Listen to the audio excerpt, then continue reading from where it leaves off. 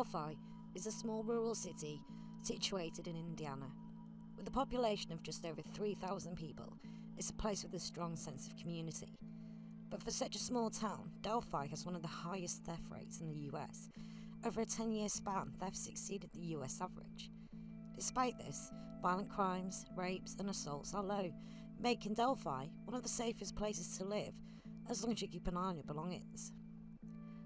For a population of just 3,000 people, 694 of those being families, there are just 15 registered sex offenders in the area, but it would take just one criminal act to put Delphi on the map. In 2017, teenage best friends Abby 13 and Libby 14 had enjoyed a sleepover, where they'd been chatting and giggling the night away. Thanks to an unspent snow day, the girls had a day off from school. Whilst Libby's grandma went about her day, the girls decided to make the best of the unseasonably warm weather of February and ask if they can go visit the local trail. Libby's grandma, Becky, gave them permission to go with the caveat that they ensure they have a ride to and from the trail. Libby's older sister, Kelsey, offered to give them a ride, and Libby's father, Derek, would be the designated ride home. Delphi is a beautiful rural area. For the younger community, it lacked all the amenities a bigger city has to offer, like nearby Lafayette. But on this day, Libby and Abby were happy enough to go visit the trail.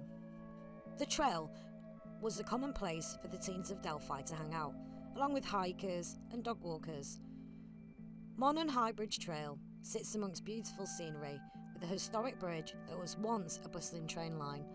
Although with age, it has decayed somewhat, and as most parents of Delphi would agree, not something they want their teens to be venturing upon.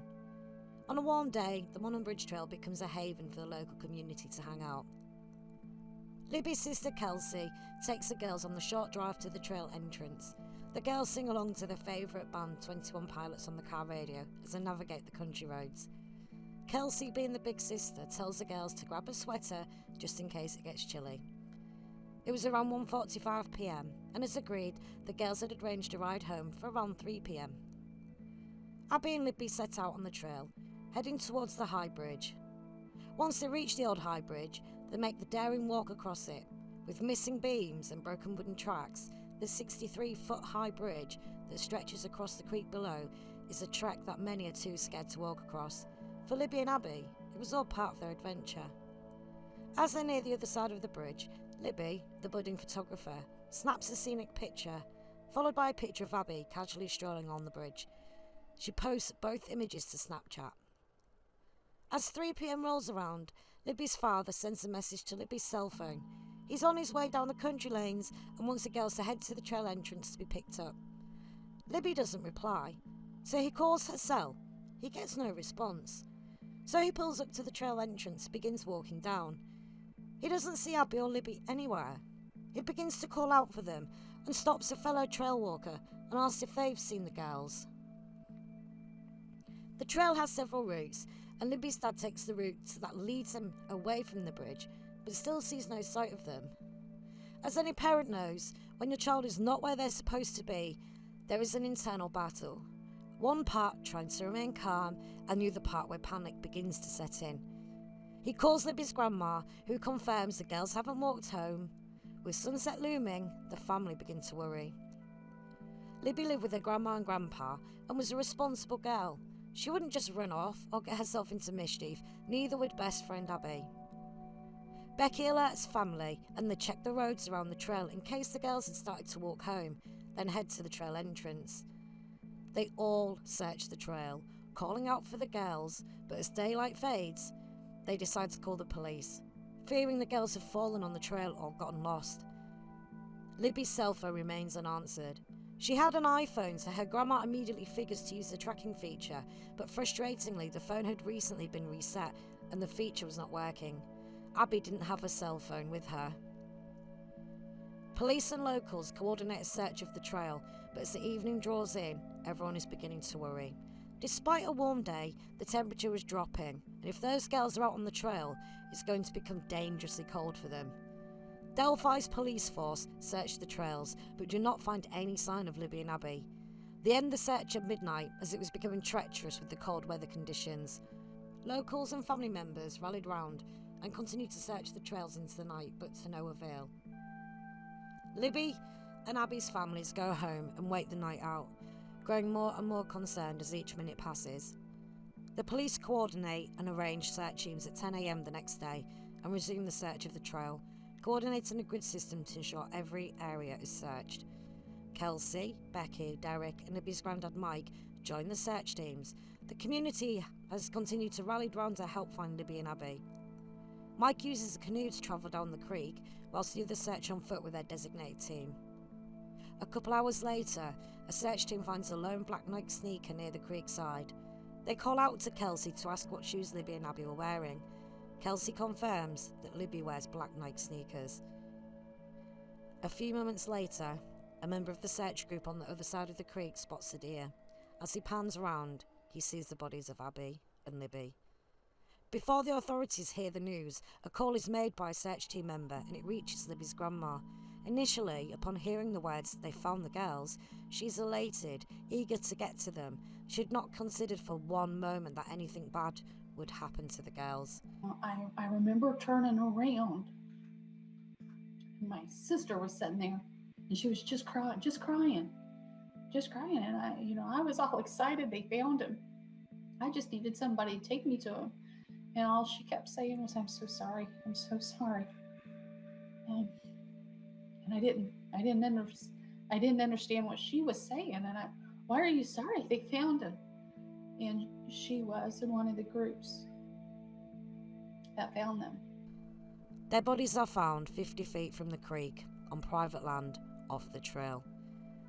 In just 24 hours since the girls were last seen, the police hold a press conference. We have found 2 bodies. Is that the Sugar Creek? Deer Creek, sorry. In Deer Creek, about a mile east of town. We are investigating this as a crime scene. We suspect foul play.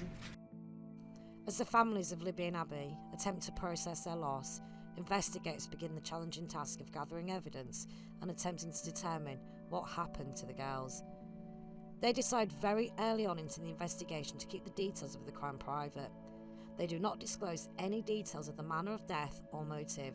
The only information disclosed was the fact this is a double homicide investigation.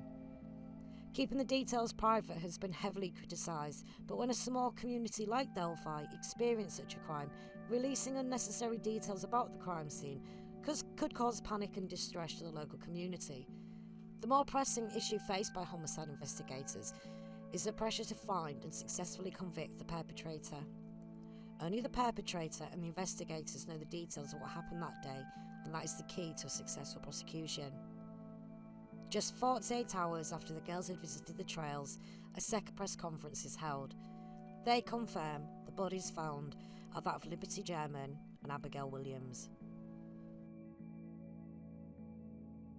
They release the grainy image of a man and plead for anyone who may have seen him that day to contact them. A search is made at a home in Delphi, but there are no arrests made. The grainy photo of the man is now declared a suspect. The families hold a viewing at the local school. Hundreds line up to pay their respects to Abby and Libby. Their bodies are laid to rest. Delphi is in a state of shock, grief and fear. Who could do such a thing to 2 innocent girls? Could this person strike again? Who is the perpetrator?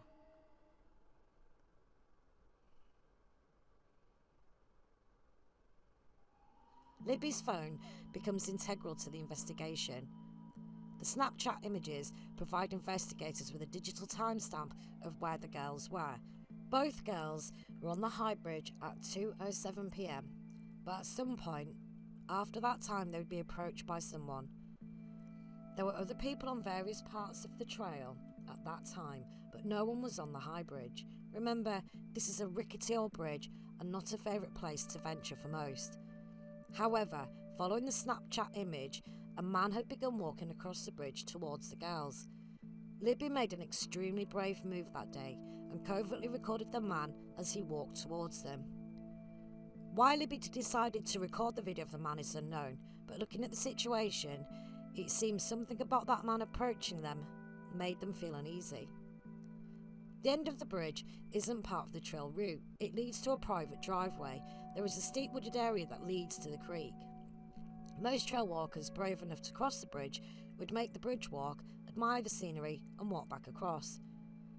This video recording on the bridge marks the beginning of a crime scene that would span nearly a 1 mile to where the bodies would be found.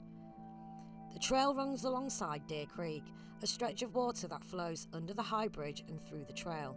The depth varies. Some areas are ankle depth, and some areas it can be up to 6 feet deep. The location of the bodies meant that either the killer led them down the steep incline and across the creek, or they went back across the bridge and down the trail path. Back to when the searches took place, a group found Libby's shoe on the adjacent side of the creek to where the bodies were found. They most likely travelled through the water. At that time of year it would have been extremely cold and knee-high in depth. It is unclear if this was done in an attempt to evade the killer or if they were forced to cross the water. What becomes ever present is that this person knew their way around the trail system. They had no fear crossing the bridge and led the girls to an area off the trail that was secluded and away from prying eyes. This person was familiar with the surroundings. Could they be local, or even worse, reside amongst the Delphi community? Remember, Delphi has a small population that attracts few visitors. The meatpacking factory nearby, that has a high number of employees, became a point of interest to investigators, along with the contractors who frequent the area, such as cable technicians and construction crews. Everyone was under suspicion. No stone was left unturned in this investigation, but catching a killer has proven to be difficult. You have a crime committed in broad daylight, in a location that is popular with locals, and the anomaly of a double homicide. Double homicides are more prevalent in gang-related crimes, but not common in rural areas, particularly when the killer is non-familial to the victims. When you start to investigate homicides involving young females, there becomes a commonality that the victims were chosen by mere opportunity by the killer. It's proven to be an extremely rare occurrence for 2 young girls to be murdered by a stranger. This has put extreme pressure on law enforcement to seek justice for these girls and apprehend whoever is responsible for this. Whilst law enforcement kept the gruesome details of the crime under wraps, the overall information just strongly suggests this person saw the girls alone on the trail that day and saw a very sinister opportunity. There was no evidence to suggest either girl had prearranged to meet anyone on the trail. Their decision to go was to all accounts a spontaneous one. After the crime was committed, the perpetrator was able to leave the trail unnoticed. This again has added to speculation to the fact this person knew the area well. There are several routes to leave that only a person with knowledge of the area would know, and it's been widely suggested that this person made a haste exit from the scene without detection because, as of around 3:15 p.m, Libby's dad Derek was approaching the trail entrance and searching the trail. He did not observe anyone matching the suspect's description, and following his presence, the trail quickly became full of searchers and police, meaning the perpetrator had most likely committed the crime within a very short time frame. Libby posted to Snapchat at 2:07 p.m. The journey to the secluded area, across Deer Creek, the criminal act, and then to leave the scene gives a time frame of less than an hour, which in itself shows this was not a pre-planned crime. It seems to have been an impulsive act that can indicate this was a sexually driven crime. That is not to suggest the girls were sexually assaulted, but suggests that the perpetrator was fueled by a sexual urge and the murders may have been part of his twisted fantasy. The former district attorney did reveal a tiny amount of information about the crime scene, that the killer left signatures at the scene. For those not aware, this refers to the act of modifying the crime scene in some way that's usually unique to that person. It could mean arranging something in a peculiar way or doing something odd. However, fans of former FBI agent John Douglas know that he has a stipulation about signatures. They need to have another crime scene with the same aspects to be classed as a signature. Has this person offended before and left a previous signature? Despite this small hint, no significant information has ever been released. However, 2 major press conferences prepared by law enforcement provided 3 key pieces of information. The first held law enforcement had decided to take a clip of the video and release it to the public, hoping that this would stir someone to recognise the suspect.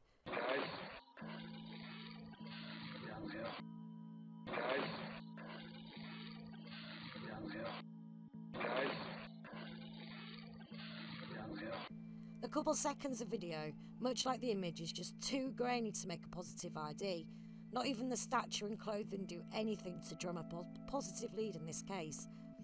Even the experts at Disney and NASA were unable to enhance the footage. The problem being that Libby filmed the person covertly. He's not in the foreground, so the images are out of focus and degraded by zoom.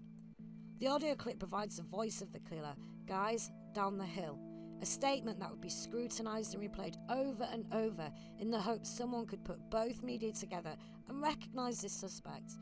Even the phrasing used is calm and calculated. Many have noticed he uses a generic term, "guys," to refer to the girls as he orders them down the hill, which now adds weight to the girls being forced to walk down the steep embankment that sits below the bridge side and leads to the creek. Despite the surge in calls, no one is identified. Then comes a major twist in this case. Law enforcement provided a sketch of the suspect based upon the accounts of the few people on the trail that day who claimed to have seen the suspect. Think of a sketch as a consolidation of everyone's personal observation, and this has become the image synonymous with the murders. The face is the face that the Patty family and Williams family had ingrained in their mind's eye and would look for each time they were out in public. In a bizarre turn, they announce a new, reworked sketch of what looks like a completely different person to the one everyone had taken a snapshot of in their mind. They appeal for any information regarding to a vehicle parked near the trail that was outside a disused building.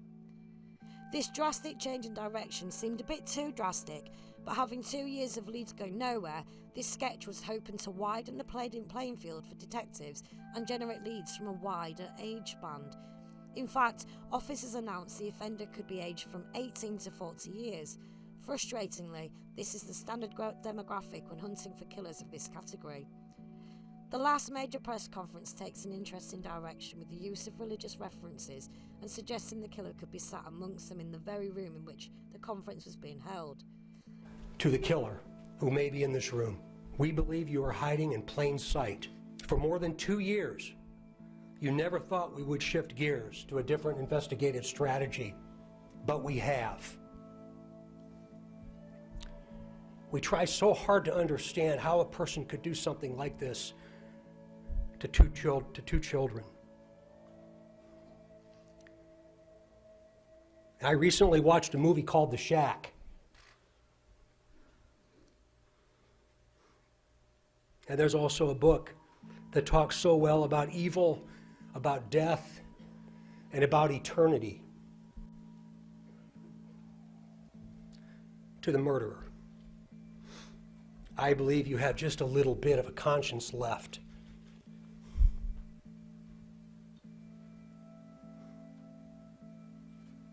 And I can assure you that how you left them in that woods is not what they're experiencing today. Delphi has a large number of churches in its town. Were they directing this conference to a pastor, a youth leader, or a member of a congregation? Or do the investigators have a lead that's proving very difficult to pin down? It's unclear, but as far as press conferences go, this one was definitely following a narrative with lots of keywords directed at the suspect. As time goes on, they continually face enormous pressure from the families and the community to apprehend this person. Both law enforcement and the families of the victims work hard to keep the media spotlight on the case and do the best they can. When a case becomes high profile, there is a consequence, and for Delphi, this has been the murky side of the internet community. The families have had to face the forums that appeared accusing their own family members of committing the crime, scrutinising every aspect of Delphi. The unwanted visitors wandering around the town with cameras in tow. The many people who decided to go online and post details of the people they thought to have committed the crime, rather than call the tip line and jeopardising any chance of conviction. The elderly landowner where the bodies were found was wrongly accused of the crime by members of online communities, despite being cleared by law enforcement. One particular group of text messages appeared online where two people who claimed to know elements of the crime scene, but it became difficult to believe when the family members weren't even allowed to know that information. This just validates why law enforcement chose to keep the crime details private. Even those with criminology experience know that murders involving minors is a very sensitive subject matter. Libby's sister, Kelsey, ended up posting a video to the online community to try and debunk the rumours being spread. And we've still had so many rumors, and I know this video probably won't fix them. Absolutely no way my grandfather could do anything like that. The third one. Absolutely no one refused a lie detector test. But bear in mind, there are an amazing number of online communities and news outlets that continue to keep the case in the spotlight and work tirelessly to keep the hunt for the suspect a priority. However, Abby and Libby deserve justice. 4 years have passed and this suspect is still at large. Forgo the images and videos and cast your mind back to February 13th, 2017.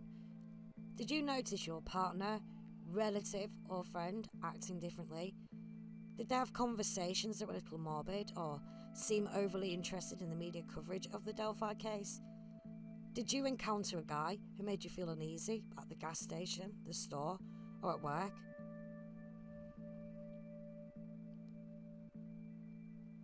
For the people of Delphi, Valentine's Day will always be a sad reminder of that tragic day that befell their community. From this tragedy, both families decided to work together and raise funds, and continue to do so, to build a baseball park to honour the lives of Libby and Abby. To make a safe place for young and old to come and be part of the community. A fitting tribute to two beautiful, intelligent and brave girls.